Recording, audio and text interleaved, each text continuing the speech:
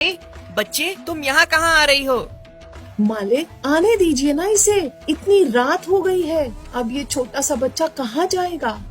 गैया, मैं मानता हूँ कि तुम दोनों को एक दूसरे से बहुत लगाव हो गया है, लेकिन सोचो इसका मालिक इसके लिए कितना परेशान होगा। सोच रहा होगा कि उसकी बकरी कहाँ गई है, और अगर उसे पता चल गया कि ये बच्चा हमारे साथ साथ हमारे पीछे पीछे आया है, तो कहीं वो हमें गलत मान के चोर ना समझ ले। वह तो ठीक है मालिक, लेकिन इतना छोटा सा बच्चा इतनी रात को कहाँ जाएगा? इसे कोई बाघ खा जाएगा। आज रात आप इसे मेरे पास रहने दीजिए, कल इसे इसके मालिक के पास छोड़ाना। भोला कुछ सोचने लगता है और फिर बेला को वहाँ रखने के लिए मान जाता है। ये सुनकर बेला गाय के गले से लिपट जाती है। गाय भी उसे खूब प्यार करने लगती है। बेला भी उसे माँ माँ कहकर पुकारने लगती है। तभी थोड़ी देर बाद जब भोला गौशाला में गाय को घास देने आता है, तो भोला देखता है कि उसकी गाय बेला को दूध पिला रही है और अपने सीने से लगाकर प्यार से सुला रही है। ये सब देखकर भोला की आंखों में आंसू आ जाते हैं। उसे बहुत अच्छा लगने लगता है। हम इंसानों से तो जानवर अच्छे होते हैं, कितना प्यार होता है इनमें। दोनों का एक दूसरे से दूर दूर तक कोई भी रिश्ता नहीं है, लेकिन फिर भी बिना मतलब के एक दूसरे से इतना प्यार है। और इंसान बिना मतलब किसी से प्यार करना तो दूर की बात है, किसी से बात तक करना पसंद नहीं करता।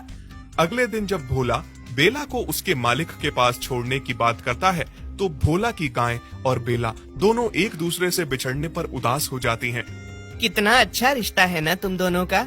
ऐसा लगता है पिछले जन्म में तुम दोनों जरूर माँ और बेटी रही होगी।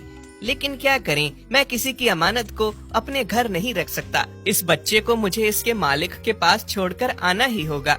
भोला बेला को लेकर उसके मालिक के पास पहुंच जाता है।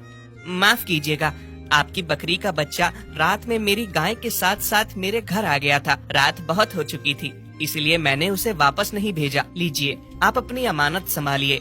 मुझे इस बात का बिल्कुल भी बुरा नहीं लगा, बल्कि बहुत अच्छा लगा कि इतने दिनों बाद मेरी बेला तुम्हारे गाय से मिलकर खुश हुई और उसने तुम्हारी गाय का दूध पिया। दरअसल थोड़े दिनों पहले बेला की माँ को एक बाघ उठा कर ले गया था और उसने उसको अपना शिकार बना लिया। तब से बेला अपनी माँ के लिए बहुत तरसती है। वो इतनी छोटी है कि दूध के अलावा कुछ खा पी नहीं सकती, लेकिन दूध के लिए भी मेरे पास इतने पैसे नहीं है कि मैं उसके लिए दूध खरीद सकूं। देखिए ना जी, हमारी बेला कितने दिनों बाद खुश हुई है और कितने दिनों बाद उसे दूध मिला है। तुम सही कहती हो जी। गाय और बेला का प्यार देखकर नंदू और उसकी पत्नी बहुत खुश हो रहे थे। जब भोला बेला को उसके मालिक के पास वापस छोड़कर अपनी गाय को अपने घर ले जा रहा था, तो बेला बहुत रोने लगती है। माँ रुको, मुझे भी तुम्हारे साथ जाना है। बेला को गाय के लिए रोते हुए देख नंदू और नंदू की पत्नी बहुत उदास हो जाते हैं। सुनो बेटा, रुको। बोलिए काका। हमारी बेला इतने दिनों तक अपनी माँ के लिए बहुत उदास थी, लेकिन आज बहुत दिनों के बाद उसे हमने तुम्हारी गाय के साथ खुश देखा है। वो हमारे पास रहेगी तो बहुत दुखी और उदास रहेगी। पीने के लिए उसे दूध भी नहीं मिलेगा। वो इतनी छोटी है कि दूध के अलावा वो अभी कुछ भी नहीं खाती पीती।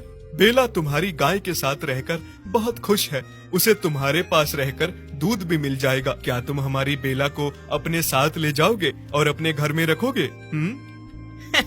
हाँ काका, ये तो बहुत ही खुशी की बात है। अगर आपकी बेला मेरे घर में मेरी गाय के साथ खुश रहेगी और मेरी गाय का दूध पीकर उसका पेट भर जाएगा, तो बहुत अच्छी बात होगी। और ये मेरे लिए बहुत ही सौभाग्य की बात है कि मैं बेला को अपने पास अपने घर में रखूंगा और उसे पालूंगा। इस तरह से नंदू बेला को भोला को सौंप देता है। बेला गाय के पास वापस आकर बहुत खुश हो जाती है। गाय भी उसे वापस पाकर बहुत खुश थी और उसे प्यार देने लगती है और पुचकारने लगती है। बेला गाय का दूध पीकर अब बहुत खुश रहने लगी थी।